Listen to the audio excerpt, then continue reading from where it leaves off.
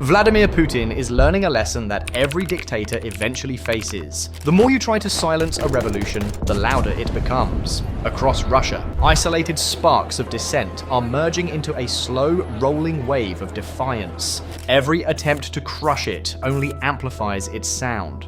Teenagers are now at the center of this resistance, and their weapon isn't guns or slogans, it's music. For Putin, that makes this rebellion uniquely dangerous. His censors are fighting a generation that no longer fears them. Over the past year, Russia's Federal Security Service, the FSB, has arrested students, poets, and even school musicians under new anti-extremism laws. But one case stands out, a teenage band from St. Petersburg whose songs have sparked what Kremlin insiders quietly call the Noah effect.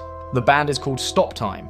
A few months ago, almost no one had heard of them. They were just a handful of teenagers performing in city squares, surrounded by curious passers-by and the sound of traffic. Their songs weren't overtly political. They were about loss, fear, and the absurdity of dying for power, emotions that millions of Russians quietly recognize but rarely dare to express.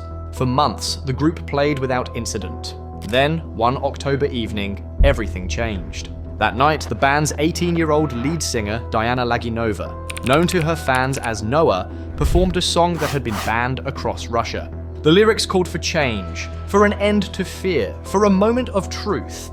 As she sang, the crowd began to join. Someone filmed the scene and uploaded it online. Within hours, police descended on the group. The first charge was noise pollution, a petty violation often used to punish street performers. A St. Petersburg court sentenced the band to 13 days in jail, but as they left the detention center, officers were waiting at the gate. They were arrested again, this time for discrediting the army, a criminal offense carrying up to 5 years in prison. For a group of teenagers with guitars, it was an absurd charge. Yet it revealed something essential. Putin doesn't fear foreign armies or sanctions as much as he fears young Russians who no longer believe in his story. In one of her last interviews before the arrest, Noah spoke softly but with conviction. "Art is the only language in Russia through which you can say what you think," she said. "I chose it, and I don't want to speak any other."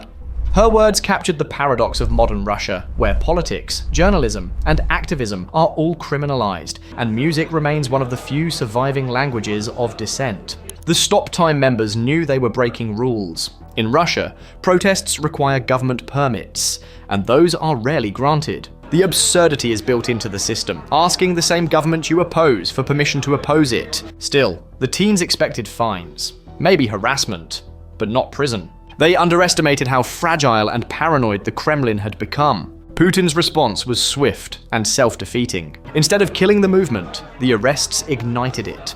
Stop Time's name and music spread faster than state censors could react. Within days, street performers in Moscow, Yekaterinburg, and Novosibirsk began covering their banned songs. Teenagers filmed themselves singing in solidarity, posting videos under hashtags like #FreeNoah and #music is not a crime.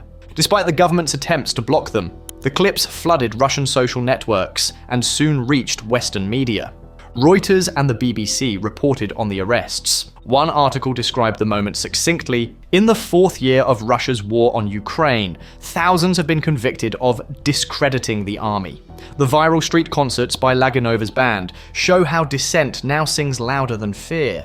Putin's irritation soon showed. During a press event, he sneered that Russia doesn't need such artists and suggested they should perform abroad for those whose interests they serve. It was an old tactic, painting critics as traitors, but this time it didn't work. The youth refused to retreat. Flash mobs began appearing in metro stations and parks, with small groups of teenagers singing Stop Time songs before dispersing into the crowd. Leaflets reading "Freedom for Noah" appeared from St. Petersburg to Vladivostok. A petition demanding her release gained nearly 40,000 signatures in just a few days, an extraordinary number in a country where online dissent is monitored and punished. Some supporters even printed the petition and delivered it to the presidential administration in Moscow.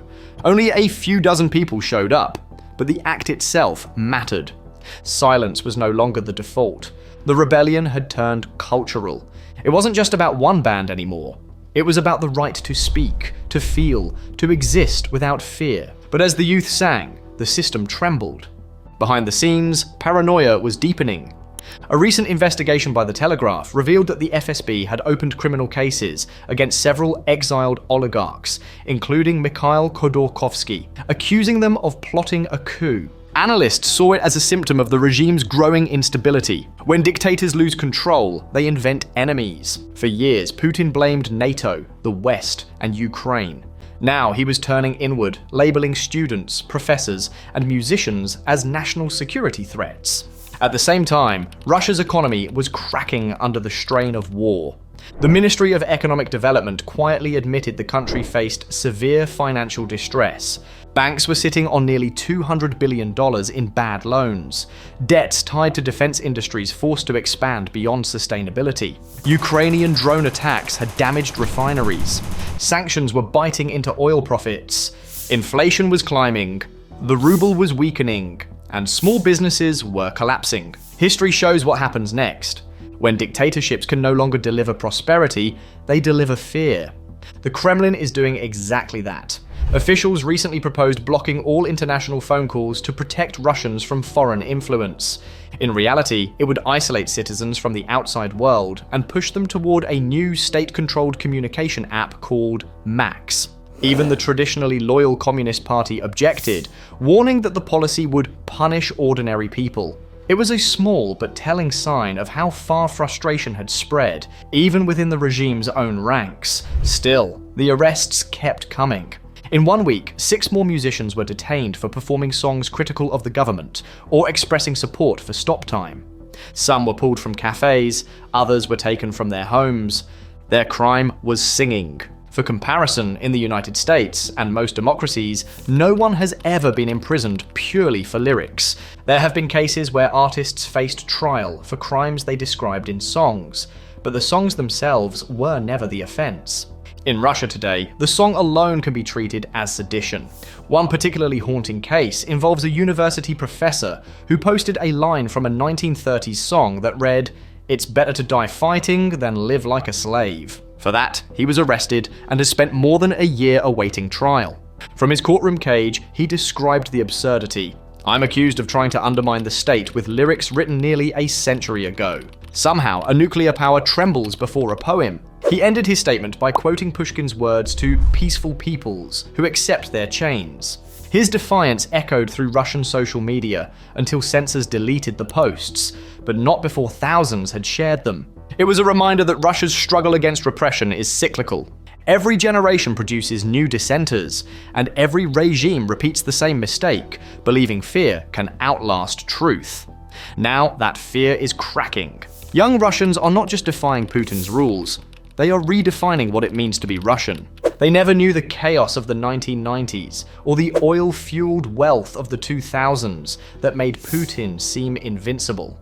They grew up online, connected to the world, aware of how freedom works elsewhere. To them, loyalty is optional. Authenticity is everything. Putin, once the master of information control, can't keep up. His propaganda machine was built for television, but this generation lives in encrypted chats, short videos, and memes that spread faster than any censor can delete. The Kremlin can imprison singers, but it can't erase songs that millions already know by heart. Political scientists often say authoritarian regimes collapse slowly, and then all at once. Each arrest, each ban, each lie adds pressure to the cracks. And one day, those cracks reach a breaking point. In Russia, the pressure is rising. An unwinnable war abroad, a weakening economy at home, and a generation that refuses to be silent. Even small acts of defiance, singing in a subway, posting a lyric, quoting an old poet, have become political statements. That's how revolutions begin, not with armies, but with courage shared in public. The fate of Noah and Stop Time remains uncertain. Their trials drag on in silence, their instruments confiscated, their songs banned. But their impact is undeniable. Months ago, they played for dozens. Now they've inspired millions. Their rebellion isn't about overthrowing a government. It's about reclaiming a voice. It states that even in a country drowning in fear, there is still music, art, and truth. Putin can jail the singers, but not the song. He can ban the lyrics, but not the feeling. Every teenager humming their tune in secret chips away at the myth of their invincibility. Dictators don't fall because they're defeated by enemies abroad. They fall when they lose their people's hearts. That is already happening. For all his power, Vladimir Putin is now fighting an enemy he cannot intimidate, silence, or control: the conscience of a new generation. And as history shows, once fear fades, tyranny begins to crumble.